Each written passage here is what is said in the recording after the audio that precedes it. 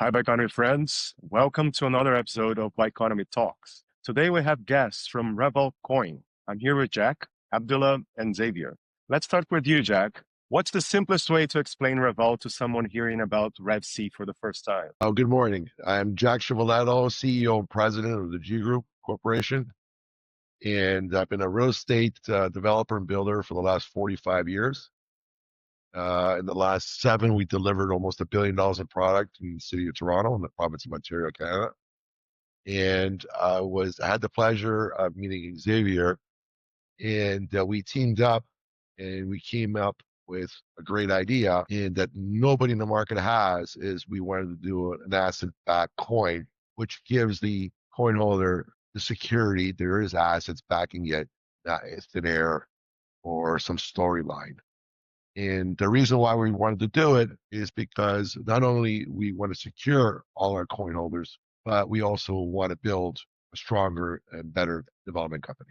So that was how we got together, actually. Wonderful. It's always a good story. Xavier, how did the original idea come to you when talking to Jack at that moment? What was the pain point that you identified together, either on real estate or DeFi, that convinced you that this was a good opportunity to pursue? Yeah, so within the real estate market, we really want to, it's a traditionally illiquid market, right? So what we want to do for developers like Jack is provide access to the crypto DeFi community, crypto native users, so that they can participate in these real estate development projects. Jack, what were the earliest we're onto something moments, the aha moments that you had with this project? Actually, the first meeting we had about a year ago. Yeah, it was the first meeting. We said, you know what? We're looking at the marketplace. We're looking at what Trump's doing. We're looking at worldwide in Europe, and they're finally getting their hands around and their minds around digital currency, and the establishment is kind of getting a little bit worried. So we figure we write on this, but we're gonna write out with something different. We're gonna give security and fractionalization. So we just don't disappear into thin air. So we want to do an honest business platform. So we hit it off first shot. Yeah. To add on that, so typically you hear about crypto horror stories where let's say like a meme coin, for example, right? They're not backed by anything. We provide that security, as Jack said, with real estate.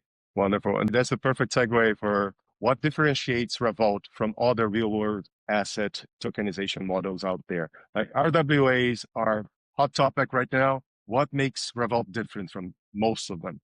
Well, I can answer that because we're not speculating. We currently own all the assets. We're on one project in London, we're 95% complete. We're stabilized up to 80%. We're throwing off income right now at a 5.5 cap. Another project, we got site plan approval. We got 6 phases. We're ready to launch to go to market. And that's the one in Woodbridge, Ontario. And then we got another site that we're 80% sold out in Toronto. And we're just waiting for phase 2 approvals.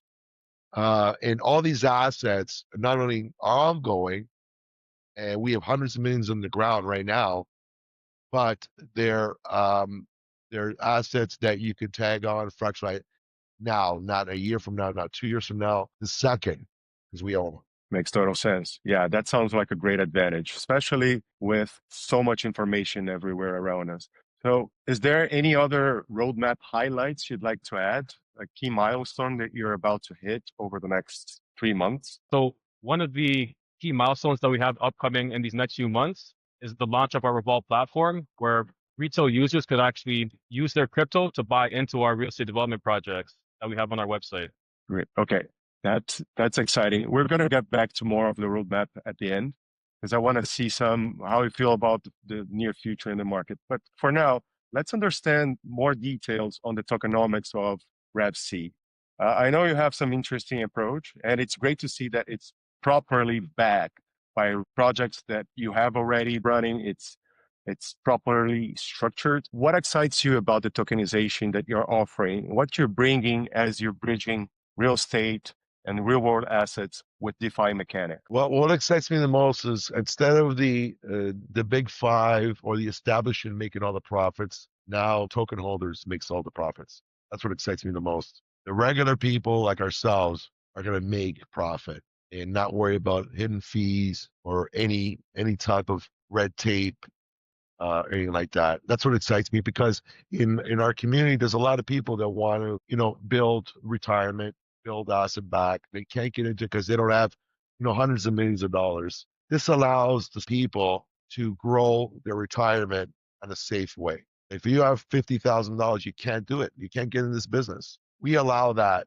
the regular people, to build a retirement. Yeah, I know that most people, when they hear about real estate, first thing that comes to mind is, oh, that's for big corporations. That's not for the ordinary Joe. I remember hearing something about fractionalization. How does that work? So for the fractionalization, how that works is we have our asset tokenized, and then the token is redeemable for its value against the share of the asset. So whatever that relative um, percentage point is of the income stream, that's going to be routed back to the token holder. Fantastic. Fantastic. Okay, I'm curious about two sides of this, liquidity and sustainability. So let's put them together as I want to hear you explain a little further on real world assets, especially real estate, have different liquidity levels when compared to a lot of cryptocurrencies, of tokens in general, and different market cycles, right? Real estate has a much longer market cycle than general crypto market cycles. How do you comment on that? Well, we're strategically established that the market moves, we move, and we've managed to do a rental division. So we build rental homes because they're high in demand, which creates cap rates. So we move as the market moves.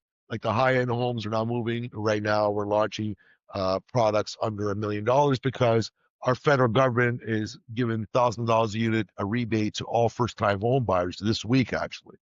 So the rates being as low as they are and continue to drop, what's going to happen is affordability. When you have affordability, you have cap rates go up. You can buy a condo, first time home buyer, either a parent for a child or a university student, put a deposit down, get all the credits from the government, land transfer tax, rent that out for 4 or 5 years because the cost of the asset has dropped so much in relative to cost. The rebates, the HST we call it, which is 30%, and the interest rates. So now they got a positive yield, not by big, but enough where they have a positive yield on a product under $1 million. So we pivot to that market. We currently have about 3,000 units on the market right now in the next 30 days for that marketplace. And in our market right now, we only have 28,000 units in inventory, which is 90 days. So in Q1, it gets chewed up in 30. So we're predicting Q2 next year of 2026 is going to be a massive demand because of these rebates, the interest rates, and the cap rates go up. So it's easier for the first-time home buyer, which is here is big. Holders want to come into the country, and students, they all want to get in the market. It's very aggressive. Just doing 30-year mortgages right now with 5% down. Like there's a lot of incentive programs by the federal government at this time. So that's why we pivoted. We're not building $2 million and $3 million homes. We're building all product over $1 million. We pivot to the market, and we're quick too. I love the way you presented it. It's very clear and very well organized. And we can see that by the numbers and that you have all your stats in front of you. Jack, you're a well-seasoned professional with long experience in real estate. Why you're doing Ravault? I take it you're not calling me old, but yes, I am seasoned. So yes. In our Canadian market, with our governments both in the US and Canada, they've managed to isolate the small moms and pops, the small Joes that want to get into investment. Because of the regulations, I give an example. If somebody in the Bahamas or South America or Europe or Italy, anybody who brings money into US and Canada, they have a whole guidelines of restrictions as to who are they, NOAs, AMLs, and money laundering. And they're restricting the entire world from getting together because it'll affect their bottom line. Why I love what Xavier is doing is because it allows the small guys in the entire world to participate in this market. without explaining to the government, hey, I'm putting $10,000 in and I have to provide the NOAs because I live in Rome or Germany. So by doing this, we capture the world as a whole, and we feel more comfortable that way. It captures a bigger audience, and therefore we could build a bigger real estate company and a bigger platform. That's a perfect connection to my next question. The fact that countries and regions of the world that need reliability on their investment rates or the certainty of real world assets have a hard time finding it locally. And it would be great to have an opportunity to go beyond borders. Thanks for explaining this North American market's barrier of entry. It's probably not so clear to people in other regions, but it's good for them to understand that now they have a solution to participate on these markets. So with this idea of real estate without borders, what does this mean in practical terms for crypto users? Well, what it means is we offer 4 or 5 different ways of an exit. So we have one product that we have right now. It's throwing off a 4.5 cap rate, 80% rented out already. It's in London, Ontario. We already finished building it all out. So our first raise on that one would be $75 million, and it throws off 4.5% every year. Plus, that doesn't include asset acceleration. As you know, when you got a product and you stabilize, the asset goes up. In 10, 15 years, you sell off the asset. Our token holders can do one of two things. They can exit at that point in time, and then there's a formula for them to exit. So if they're in for 12 months, they'd make their 4.5% in that 12 months, right? And then what their biggest win and the biggest home run is because our audience is so worldwide, the token itself is going to accelerate. So they're making that not only on the token, but their asset back, and they make their portion on a cap rate every year. So they can exit at any time that they want. That's on a rental portfolio, okay? On a build-up portfolio, it's a little bit different. So I'll give you an example. On the Western Road, it's 2 million square feet condos, 9 towers. We're ready to go. We're going to launch the first tower.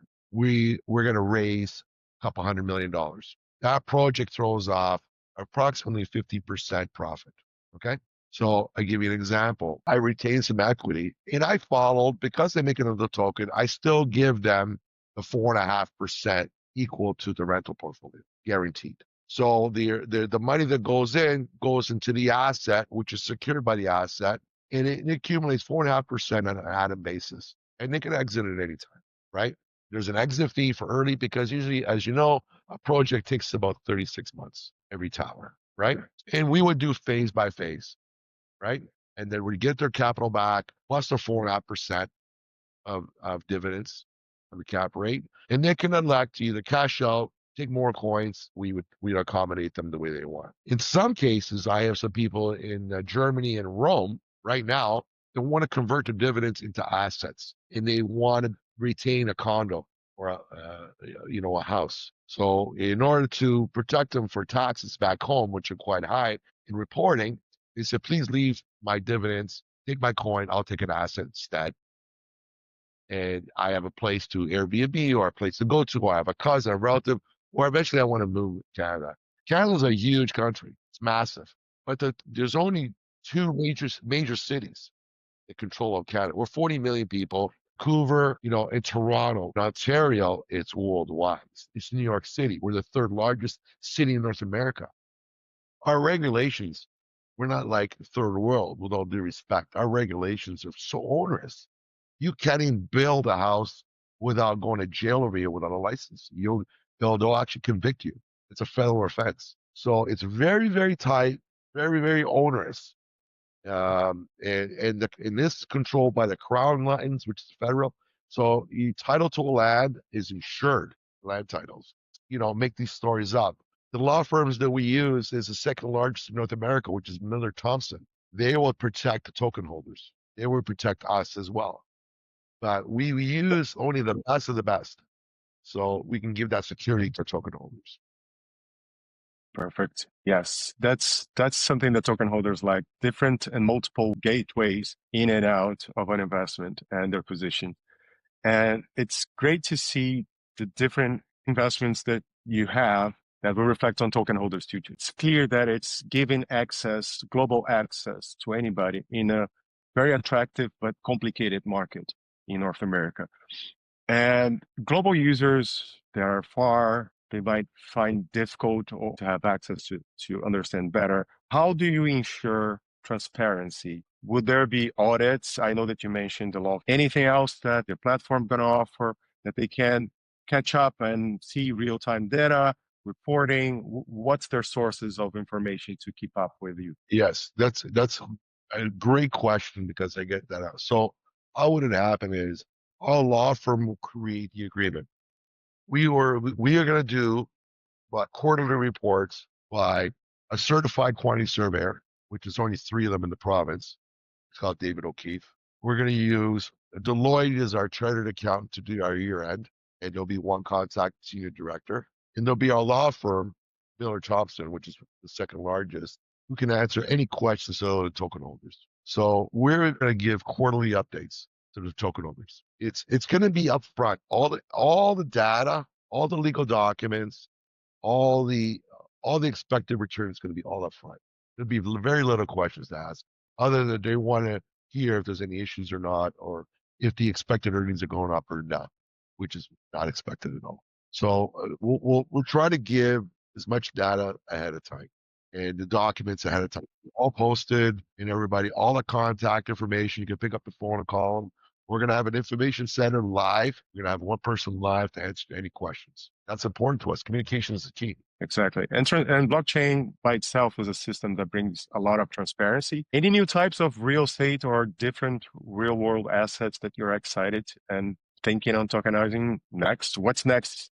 What's coming next in the next 6 to 12 months, maybe? Well, it's funny you should say that because we're really excited. And we have another 4 projects down here in great locations that we're wrapping up in Ontario, Canada. We have 2 towers in South Beach, Miami. I'm quite familiar with the items. We have a project that we're currently under discussions with in St. Lucia. Very excited project. And we like St. Lucia's. I've built in the islands before.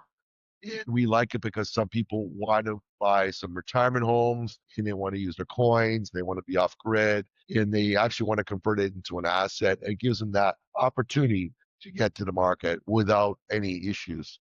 So we're really excited about that. So yeah, that's to come. That sounds quite exciting. Any integrations and partnerships? How are you looking on the DeFi side of things on participating more into crypto markets?